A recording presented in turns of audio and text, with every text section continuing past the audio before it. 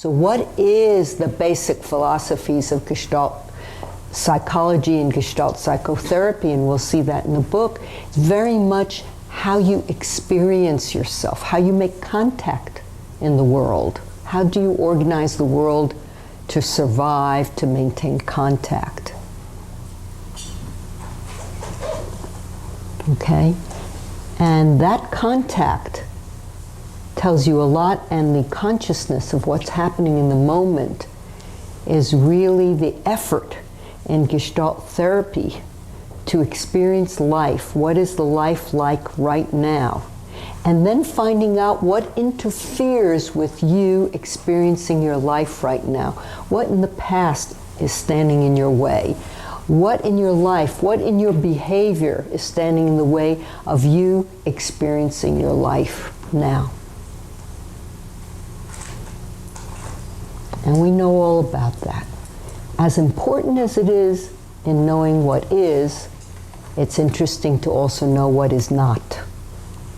When we grow up, we learn a lot more of what is not. And now we're getting into what is. So the philosophy of Gestalt therapy is really different. The techniques are to support that philosophy. So when we say, what are you experiencing now? We're asking you, what is happening right now? And if there's something very dramatic that you don't notice, what stops you from noticing something obvious? So one of the films about Fritz is called It's All the Obvious. It's all the obvious. And sometimes things are so complicated, the most obvious thing just slips right by. Child rearing. Doctors tell mothers all kinds of information. Well, for many, many years, mothers knew by the cry of the child. Was it a cry of hunger or a cry for attention? Suddenly they had a sense of it. Then they came up, you feed them on a schedule. We went through that. Some of you are survivors of that. And you cried and cried, but it wasn't your time for feeding. I think it's terrible, but anyway, that's my opinion. Then the next thing came, no, you feed them whenever they cry. So which is the difference in the cry? Is it cry for food, or is it just cry for you to come? Who trains whom? Who's the trainer? The baby or the adult? Probably after a while.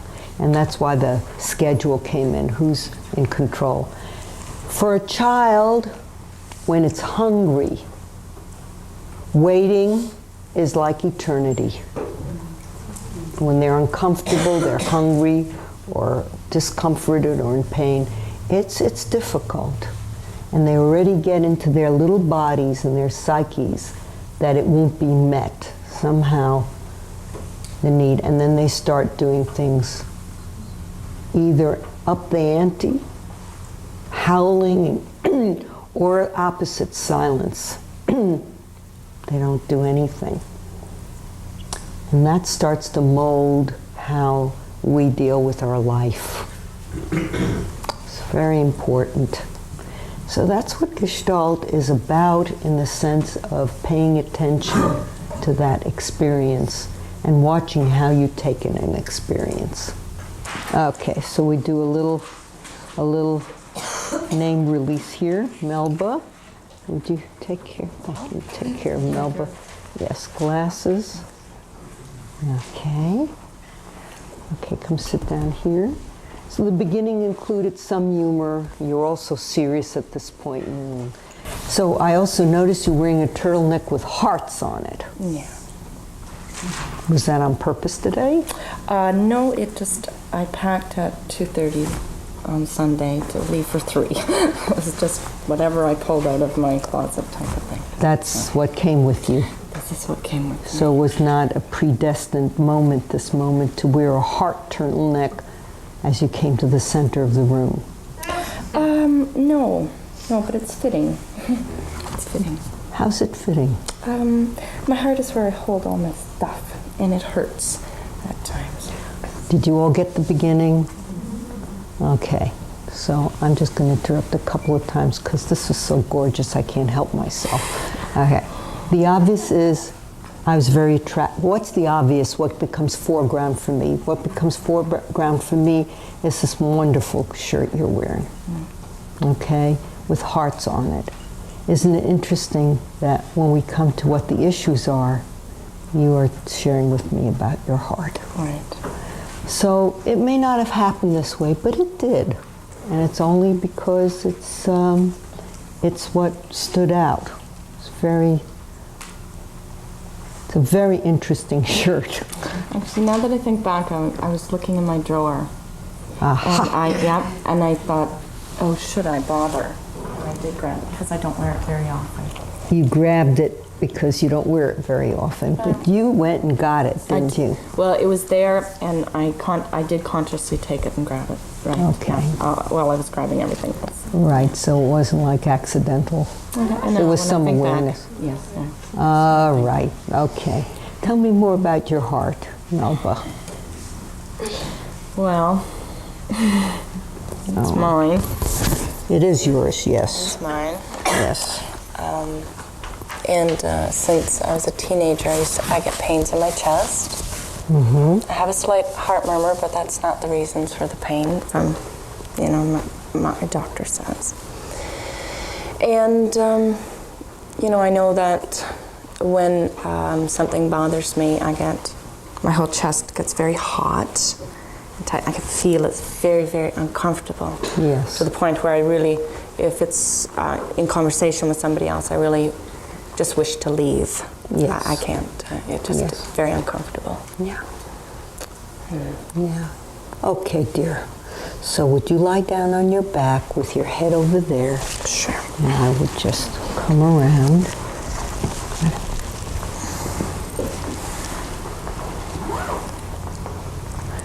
So it seemed like a casual conversation, yes? And it was casual in the tone. And I was talking and listening to Melba. However, what she said, many things she said to me were quite significant. And I'm struck by them, and I just have them there. I haven't made anything out of them. I haven't concluded anything. It's just they're there. But it's a certain pattern. Now, let's see. Okay. So we're going to start with the first touch, as you have been practicing in your practice groups. And so Melba's spoken to me, but I haven't gotten to know her through my touch. Okay, so we're going to do that for a moment.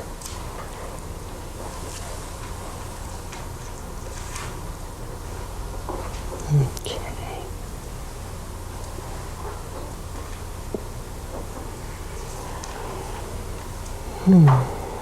Okay, now I'm going to go down to your feet, Melba.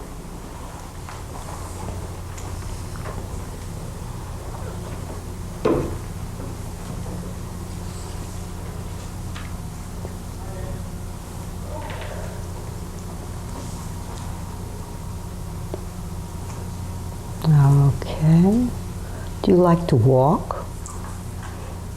Yeah, I guess. I jog. You jog. I jog. That's okay. Okay, you jog. All right. Okay. I'm going to slip my hand gently underneath your left hip joint. Okay. And I'm going to place my other hand on top. Okay. All right. And would you send your awareness down to where my hands are?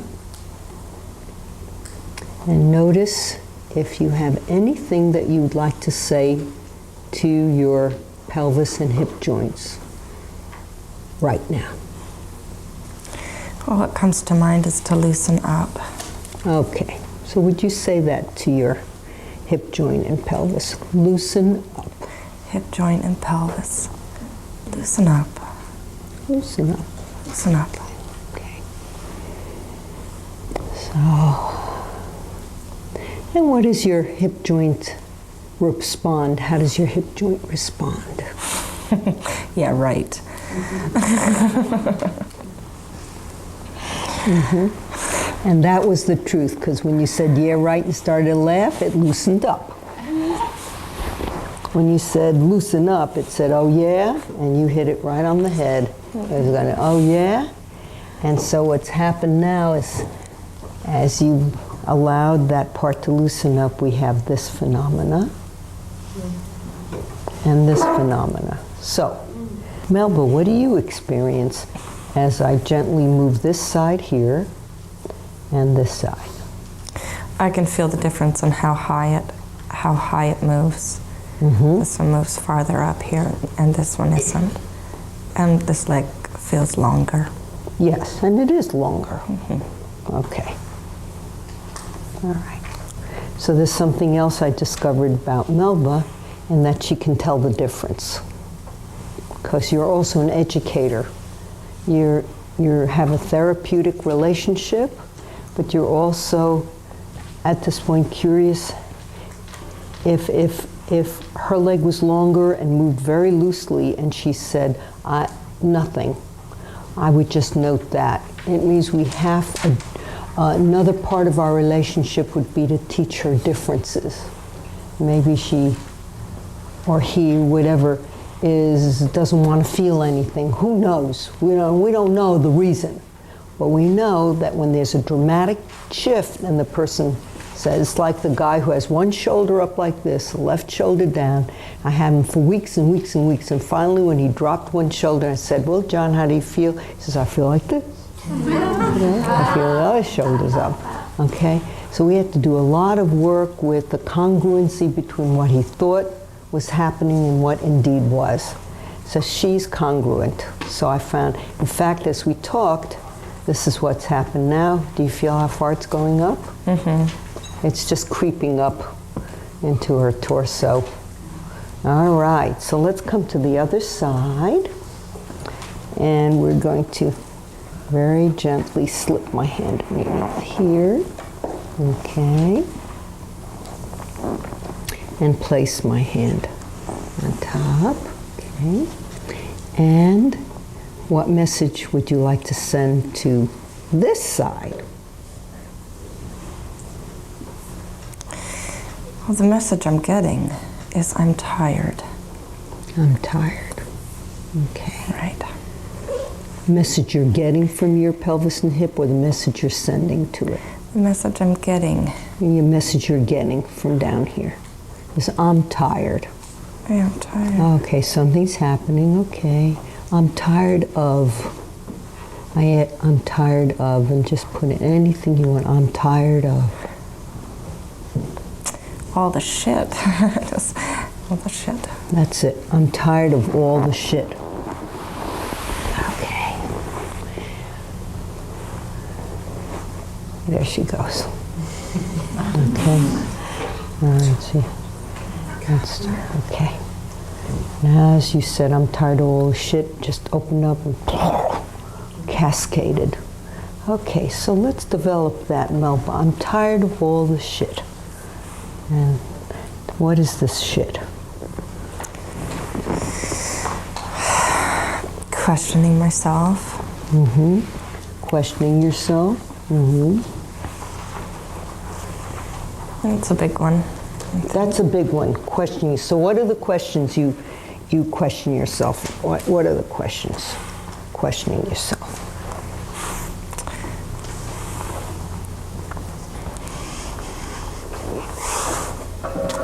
Okay.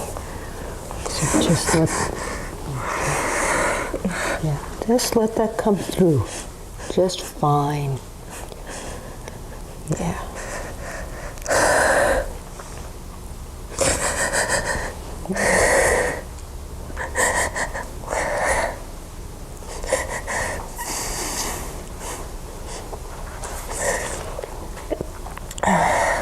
How am I going to make it? Yeah. How are you going to make it? Yeah. Yeah.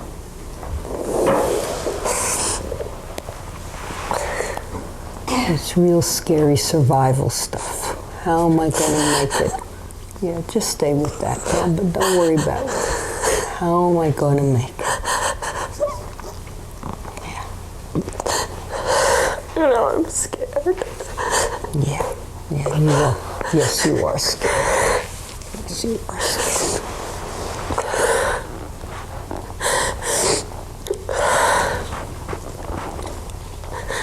Yeah.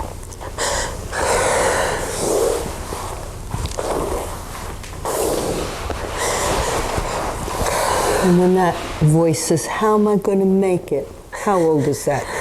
How old is that voice? It says, how am I going to make it? How am I going to make it? 7.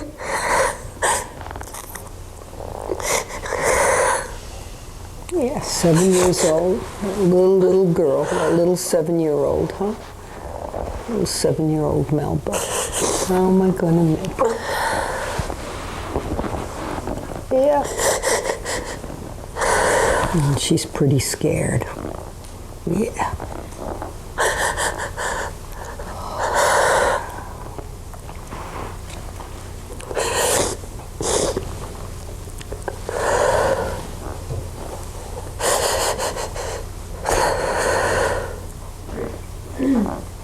What's happening? How'd she get so scared? What happened? Mommy's gone. Mommy's gone. Mm-hmm. She's sick. She's sick.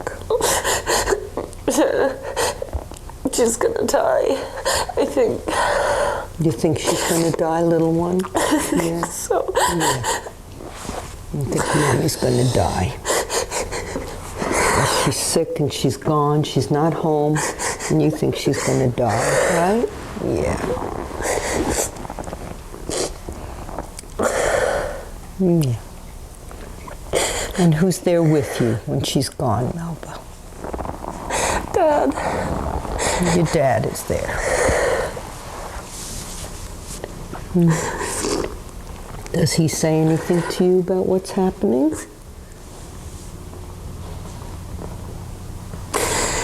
I don't know. You don't know. What do you imagine he says to you? He doesn't know. He doesn't know. He doesn't know. He doesn't know what's happening either. So he can't tell this little girl what's happening. No. What? That was funny, huh? Yeah. Yeah. He doesn't know, so how can he tell you anything, huh? He doesn't know. Yeah.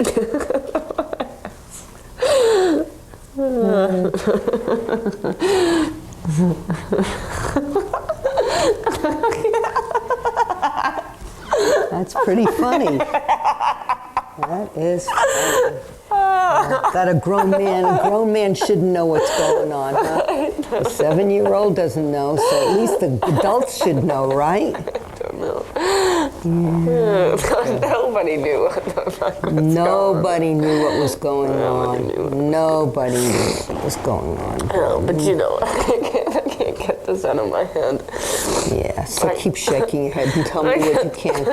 What can I get out of it? I was in grade 2. Yeah. And I always got milk, and I was the only kid in the class that got white milk. and what did everybody else get? Chocolate milk. Everybody else got chocolate milk. Oh, everybody else got chocolate milk, and you got white milk. Yes, but it cost 10 cents. I don't know if it was 10 cents a day or 10 cents a week. It was a pittance. But I remember that at some point during that grade that I couldn't get it anymore because it cost too much.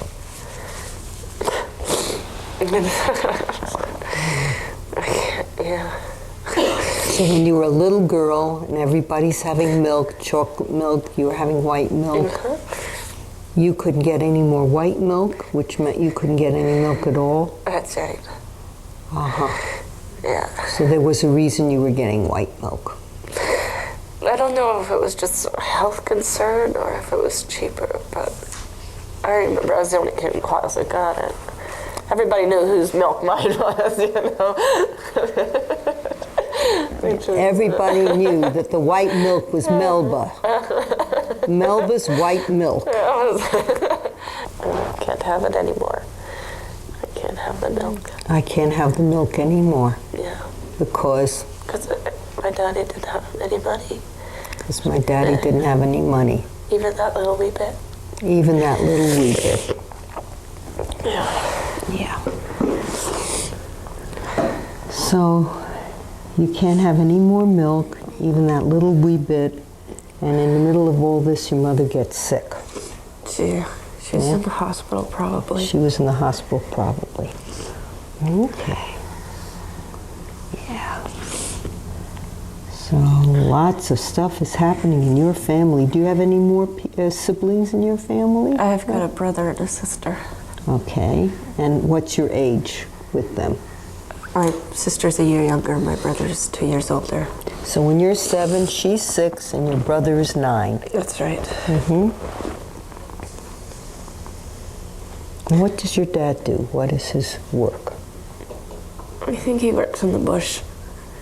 He works in the bush. And what does he do in the bush? He cuts wood and brush and stuff. He cuts wood and brush. Yeah, I think that's what he does. He's in the bush a lot, you know. He's in the bush a lot. So he's out there in the bush a lot. Right. And you don't know exactly what he does, but he's out in the bush. Yeah. Yeah. And before your mom got sick?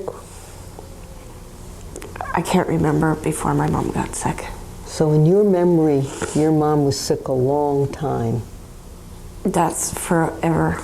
I know that she was, when I was 5, she was in the hospital for 13 months. I think it was around just when I was 4 or 5. I can't remember when she wasn't sick. Mm-hmm. Yeah. Yeah. So you being born and another child being born after you, a year after you, and you always remembering your mother being sick. Right. Right? Mm-hmm. Yeah. She was in a wheelchair. And she was in a wheelchair. Yeah, and I can't remember when she could walk. So I know that I can't remember that before she was sick. All right. So apparently sometimes she could walk and then something happened and she couldn't and she was in a wheelchair. That's right, she had lupus. Okay, so they finally worked out what they thought it was. That's right. Okay. All right. Okay. And how do you experience energy going through your body right now? You're doing a lot of streaming and energy going through. How's that for you? I'm shivering, like I'm shaking, like I'm cold. You know how you shake when you're cold. Yeah. And you're very hot. So this shivering and shaking is coming inside. Right. Inside. So lots of energy is releasing and streaming through you. Right. Mm-hmm. Mm-hmm. Mm. Okay.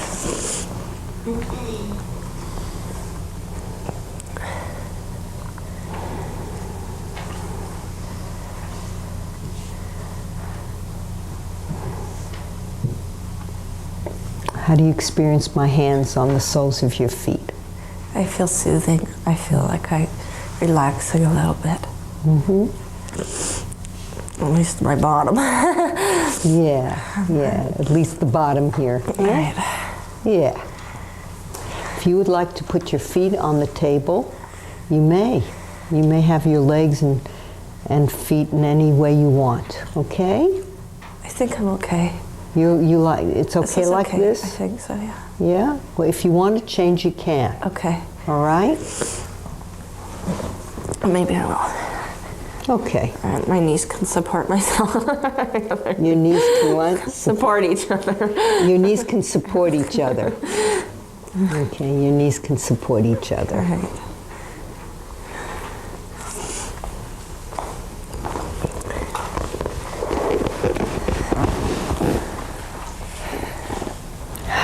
Where's your mom now? She died. How old were you when she died, Melba? I was 21. You're 21. Yeah. So it's from the time you were 3, 4, all the way to you were 21. That's correct. So through your adolescence, your teenage, Yes. and young adult. Right.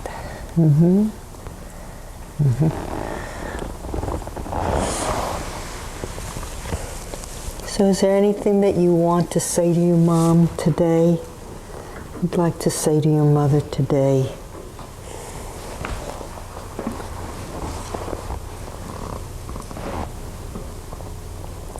I want to tell her it wasn't her fault.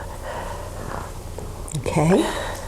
So wherever she is right now, and she probably is listening to what you're saying, wherever she is, why don't you tell her that? You call her however you called her, you call her and tell her that. Mumsy.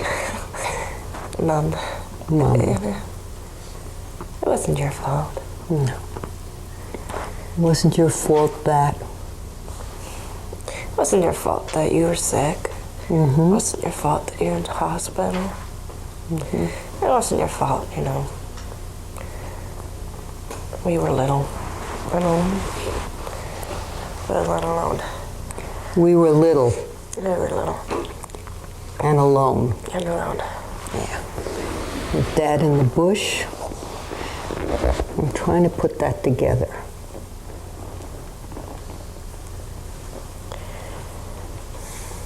Your dad's in the bush. Dad's working. Dad is working. So who stayed home with you, little tykes? I used to have a grandpa till I was 5. And he died. I don't know, maybe nobody. My older brother. Your older brother. Probably. Your older brother staying with you and your younger sister, huh?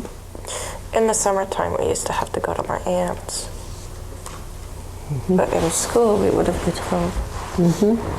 And your aunt is your father's sister or your mom's sister? My dad's sister. Your dad's sister. Wonderful woman. A wonderful A woman. wonderful woman, yeah. Yeah.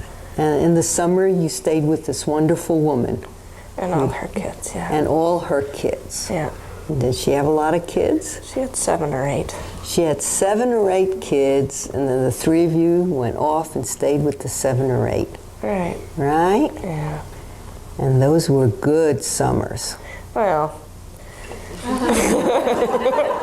I don't know if they were good. Yeah, but my cousin was the same age as I am. I have good memories, and I don't know. I still felt alone. You know. I still felt alone. Yeah, you still felt alone, and you had a cousin about your age. My same age as me. Yeah. Were you kind of friends with her? Yeah. So she wasn't anyway a playmate, Yes. friend that you could be with. Yeah. Yeah, yeah. And how about this friend of yours in school?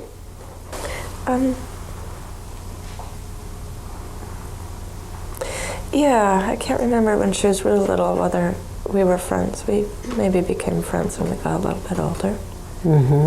I don't remember having friends in grade 2. So you don't remember having friends in grade 2? No, I was very different from the rest of the children. How were you different? I was grown up and alone. You were already in grade 2 grown up. Yeah, they were all little. They were little. They were little. They were little. You were grown up, and they were little, right? Yeah, that's right. Yeah, because from the family you came from, you felt grown up. Right. Already 7 years old, you felt grown up. Right. Yeah, and they were little. Yeah. They didn't know anything. They didn't know anything about life, huh? Right. You knew a lot about life already Yeah. at 7. Yeah, Pissed me off. I was wondering. So, there They you got are. all the good stuff. And they got cookies in their lunch and great toothpaste. All that stuff, and I didn't have that. You didn't get cookies either when they gave out cookies? No, they didn't give out cookies. I can't remember what I ate in my lunch. I just remember we didn't get a lot of treats. You know. You didn't get a lot of treats. No. So in school, were there some treats for all the children in school? No, I don't. No, I No. don't think so. No. No, if there was, I probably would have gotten them. But at home, we ate cabbage soup a lot. We had no running water. I had an outhouse. I'm 32 years old. You'd think I was living in the late 1800s. It was incredible. It was incredible. Yeah. It was incredible, and yet it was obviously different. Yes. From other homes. Yeah, oh yeah. Yeah. Cabbage soup and outhouses. That's right. Yeah, as a wood stove downstairs. We ran down to in the mornings to warm up. To warm up. It's cold in the house. Yeah. The only time I heard someone complain about cabbage soup, are you ready for this, cabbage? Was this past summer in August. I visited Findhorn. Okay? And apparently during their heyday, all their vegetables were humongous and large. And most of them are back to normal except cabbage. The cabbage is humongous and large. And morning, noon, and night, they eat cabbage. And Eileen Caddy said she can't stand cabbage anymore. It does get a bit tiresome. I would say so. So at Findhorn, all cabbage here, cabbage in every form. Cabbage soup, cabbage stew, cabbage. That they have plenty of. Plenty of cabbage. There's something about cabbage. Luckily, cabbage is so rich with so much in it. Yeah. Boy. They were pretty healthy. Yeah. Great teeth. Yep. No braces, see? Yeah, that is terrific. I'm proud of you. I'm proud of you that you have such good, healthy teeth and you don't have any braces. That was the white milk and the cabbage soup. It was the white milk and the cabbage soup. Between the white milk and the cabbage soup, you did it. And the others had chocolate and they have braces and their mouth is coming apart. And chocolate milk. Chocolate milk. So, yeah, boast to the kids in the class about your beautiful white teeth. White milk and cabbage soup. White milk and cabbage soup. No, I can't boast about it. You can't boast about it. I don't boast.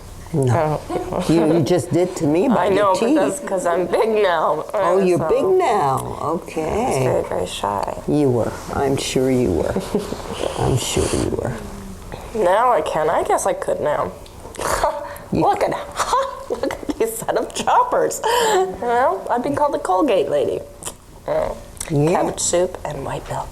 That's right. If you want choppers like mine, the recipe is cabbage soup and white milk. Yeah. So, what would you have wished your mom or your dad? Let's choose which one. One of them can talk to you today. Okay. Which would you like to have them talk to you? Okay. Mom or Dad? You choose who you would like to change. Your dad said nothing to you about it, huh? When you were little. He didn't even know Right. why your mother disappeared to the hospital. Yeah, he didn't. He just didn't know what to do. He didn't know what to do. Okay, so I have an idea. Let's recreate that script. Okay. And let's create a dad that just knows what to do. Okay. All right? Okay. Okay, so you're 7 years old. Your mother just went to the hospital. You don't know what's happened. She's disappeared. Okay. Yeah, she's disappeared. Right? Okay. And now, what would you like to have heard your dad say to you when you said, Dad, where's Mom? What happened to Mom? What would you have liked him to say to you?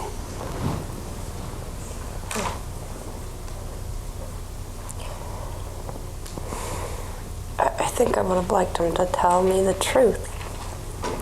To tell me what was going on, you know? Like, Okay, so would you say that to him, Dad, I want to hear the truth? Dad, I want to hear the truth. Just, you know, tell me what's really going on. Tell me what's really going on. Tell me, tell me. Okay, so what does he say? He's going to tell you the truth now. Melby's going to tell you the truth.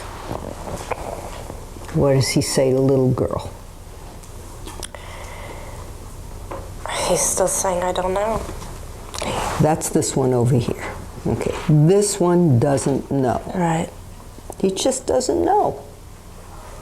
Doesn't know how to tell you. He doesn't know what's going on. He doesn't know. Okay.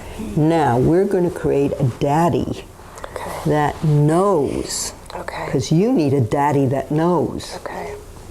We have enough of the daddy that doesn't know. Right. Right? Yeah. Pots full of the daddy that doesn't know. Okay. So what about this daddy that knows? What does he say to this little girl? So Melba, have a chair. Melba, have a chair. He would have called me Mepsy. He would have called you Mepsy. Yeah, Okay. Meps. Okay. Actually, Meps. you know what? Come here, Meps. Sit on my lap. Come here, Meps, sit on my lap. Yeah. Come here, Meps, sit on my lap. Okay. And then he would have cuddled me. Oh, he would cuddle you. Yeah. Now he's holding you and cuddling you. Yeah. Okay. He grabs his finger and he touches my nose. He takes his finger and he taps your nose. Right. And what happens? He says your mother's very sick. Yeah. He says your mother's very sick. And we don't know what's going to happen. That's what he said. Mepsy, your mother's very sick and we don't know what's going to happen. But she's going to be in the hospital. And she's going to be in the hospital. And probably for a long time. And she's going to be in the hospital for a long time, Mepsy. She might be okay. We don't know that, huh? We don't know that. But we know, I'm telling you, she is in the hospital. That's what he can tell us. That's what I can tell you. That's Right? Yep. Right? She's in the hospital. So can you say to your dad, how am I going to make it? Dad, how am I going to make it?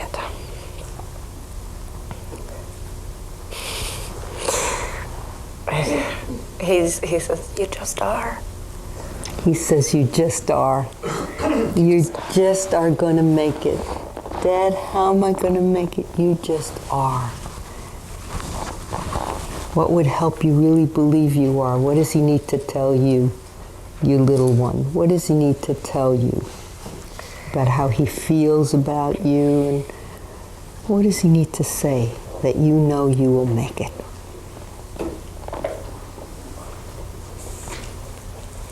He needs to hug me. Yeah. So I want to hug you. Yeah. I want to big hug you, a Melba. real hug. Big hug. A real hug. Big hug, yes. And, you know, and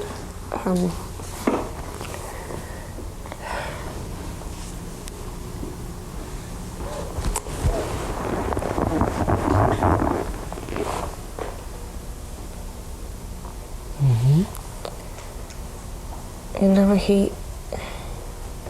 you know what? What? I kind of think what I should hear from him. Yeah, what do you want to hear? You hear what you want to hear from your dad. I don't want to hear that, though. But I think I Okay. should hear, I will take care of you. You- But what I want to hear is, we are survivors. All right. That's what I want to hear. That's what you want to hear. That's very important. So would you say, we are survivors, Melba? We are survivors, Melba. And say that with your little young name, too. We are survivors. We are survivors, Mepsy. Mepsy, we are survivors. That's right. We are survivors.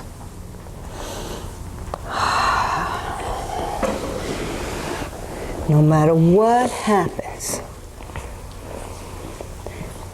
I'm here with you, and we are survivors. Yes.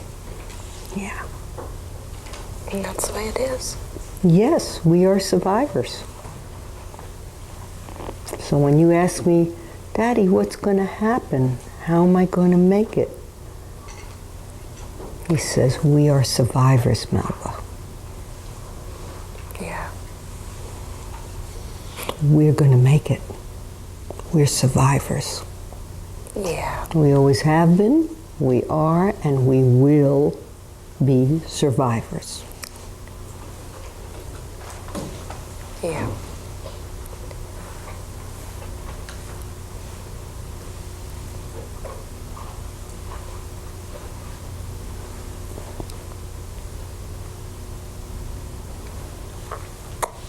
Yes.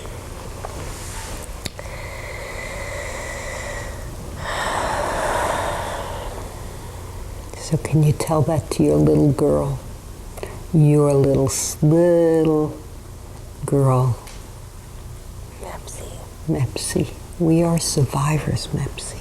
We are survivors. Yes, we are We survivors. will survive this. We will survive. We've survived this. We've survived cabbage and milk. We have survived. We are survivors. We're survivors. We've survived. Yeah, we're survived not knowing what's going to happen next. We'll just do it. We just are going to do it. We are going to do it. We are survivors. We are survivors. Yes. We are survivors. Now see how it feels to say, I am a survivor. I know how to survive. I'm not quite sure. You find the words. You'll know much better than me how to phrase that. I am a survivor. Okay. And I'm going to do it in my own way. I am a survivor, and I'm going to do it in my own way. Yeah. Mm-hmm. That's right. That's right. That's right. And your body says, yay, Melba. Yay, Melba. There's nothing blocking this. Yes. Everybody's saying, that's it. I'm a survivor, and I'm going to do it my own. Yep. Yep. Checking everything. Feet are saying yes. Feet. Ribs, yes. Check, check. Check, check, check. So very gently, slowly, in your own time. Yes. And you can look right into my eyes. Hello. Say, Ilana, I'm a survivor, and I'm doing it my own way. Ilana, I'm a survivor, and I'm doing it my own way. Yep. I'm doing it my own way. You certainly. You are doing it your own way. Yes, I am.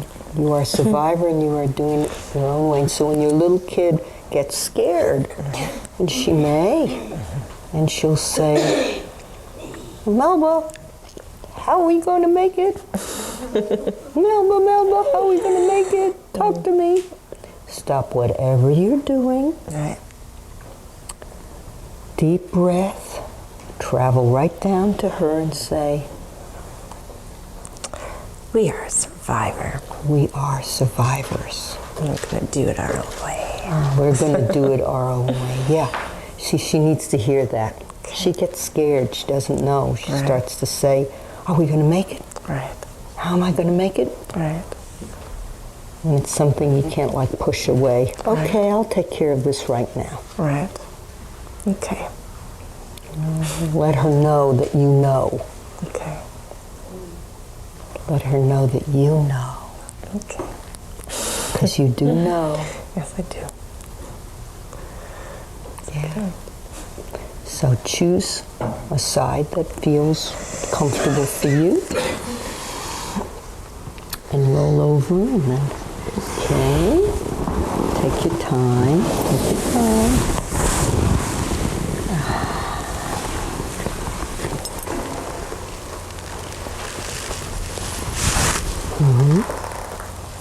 That's it.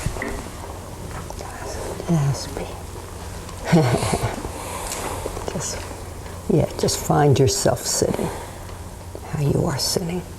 Okay. Yeah. Okay. And in this place, which is different from lying, say the same thing to me. I am a survivor. Yes, and you I'm are. going to do it in my own way. And you're going to do it in your own way. Yeah. It's very clear. You are very clear. Yes. I am a survivor, and I'm going to do it my own way. I am doing it my own way. Right. I don't experience you going to. I Right. experience you doing it in your own way. And I'm doing it in my own way. Yes. I'm a Exactly. survivor, and I'm doing it my own way. I'm a survivor, and I'm doing it my own way. Mm-hmm. Yes. I know. I know. And she knows you know. Yeah. She knows. Sometimes she forgets, but she knows you know. Okay, slowly come off the table onto your feet. Good. And just get the feeling of your feet on the floor. Mm-hmm.